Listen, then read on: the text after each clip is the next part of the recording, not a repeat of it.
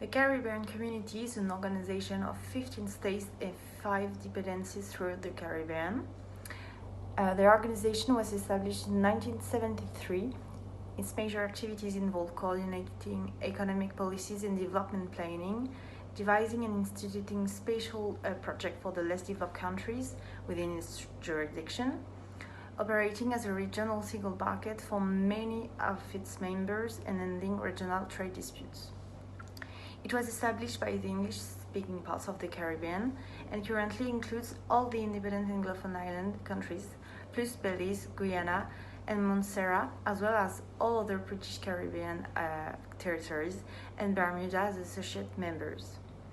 The community is multilingual, with English as the major language, complemented by the French and Dutch and variation of these, as well as African and Asian expression.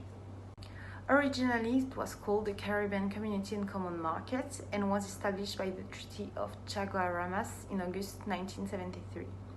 The first signatories were Barbados, Jamaica, Guyana, and Trinidad and Tobago.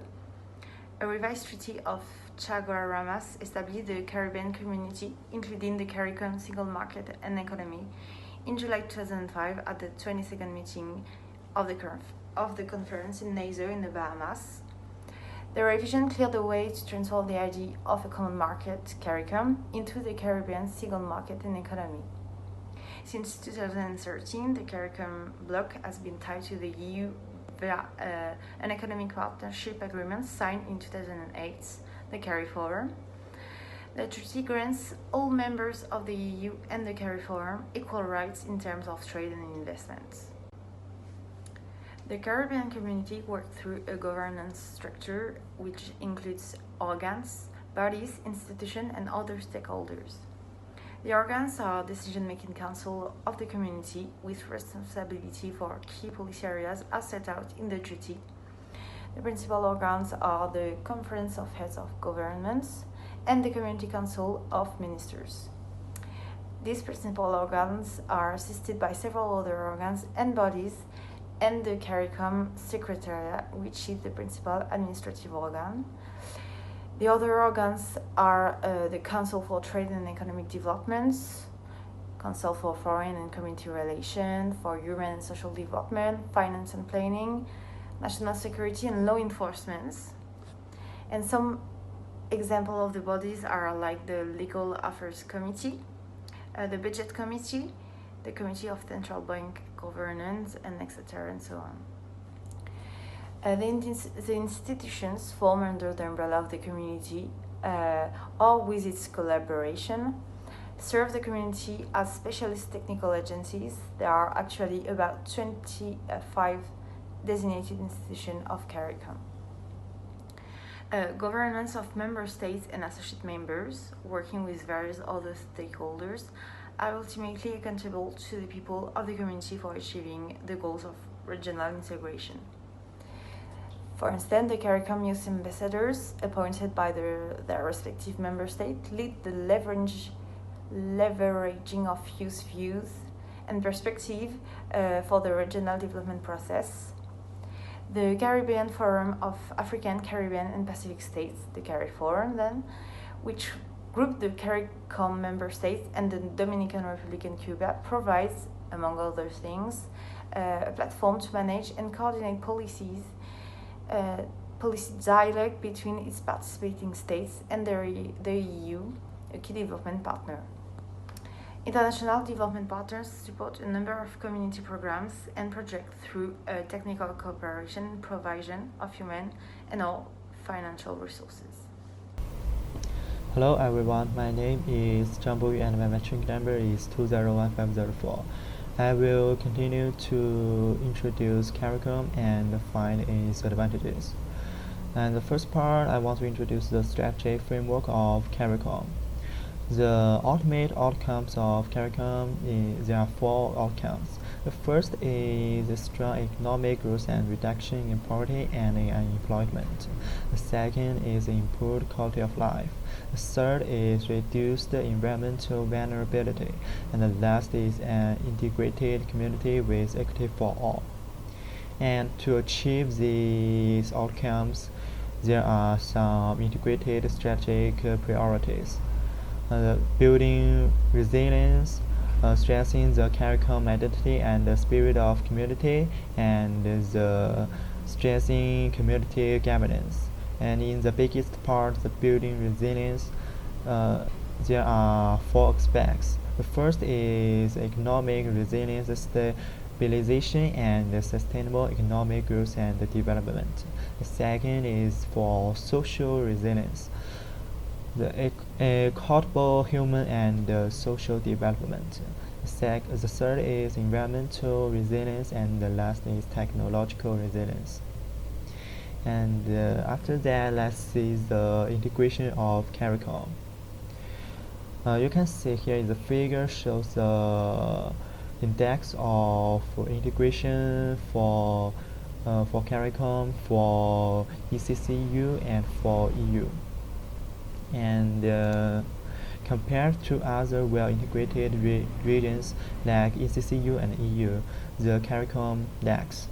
The integration index, which measures the degree of interregional economic and institutional integration, suggests that Caribbean communities' integration has proceeded in several waves, with periods of integration followed by slowdowns in progress, including in removing remaining tariff and non-tariff barriers to trade and constraints on interregional labor movement. Financial integration has proceeded faster with tightly interconnected financial systems across the region, but capital markets remain underdeveloped and fragmented. Harmonizing economic and structural policies to support a single economic space is still work in progress, with lacking harmonization and coordination of investment costs, tax incentives, and macroeconomic policies. And let's discuss the advantages of CARICOM.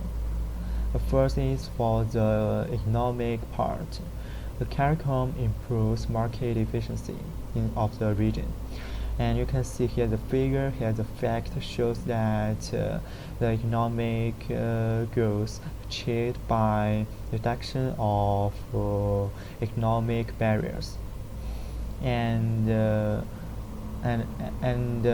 CARICOM also benefits public goods or large infrastructure projects.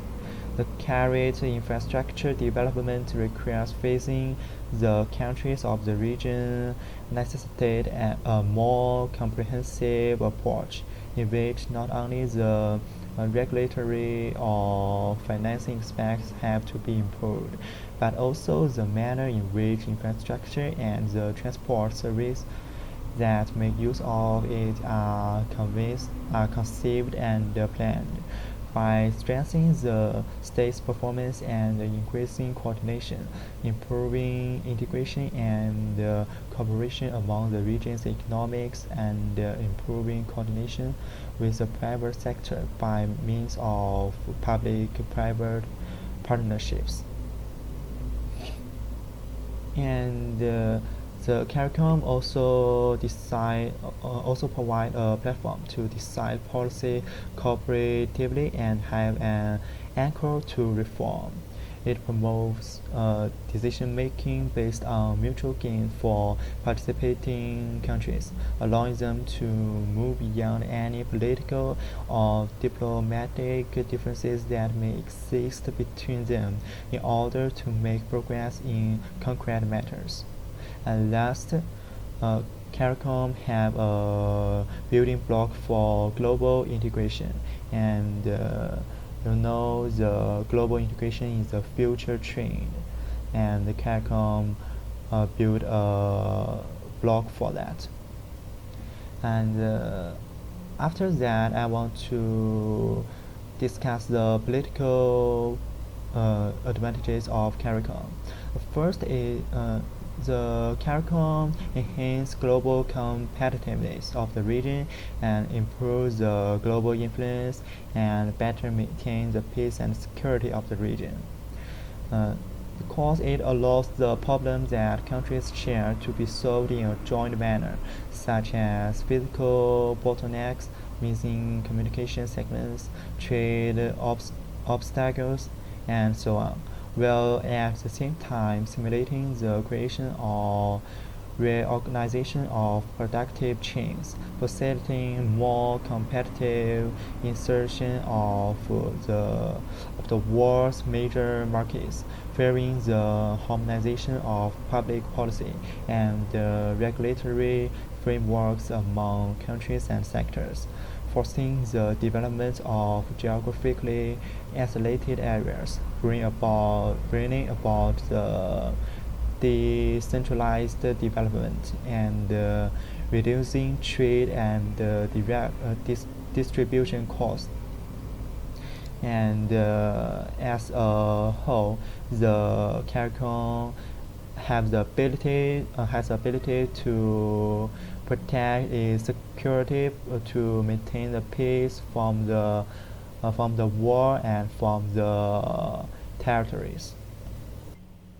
That's all for our presentation. Thank you all for listening.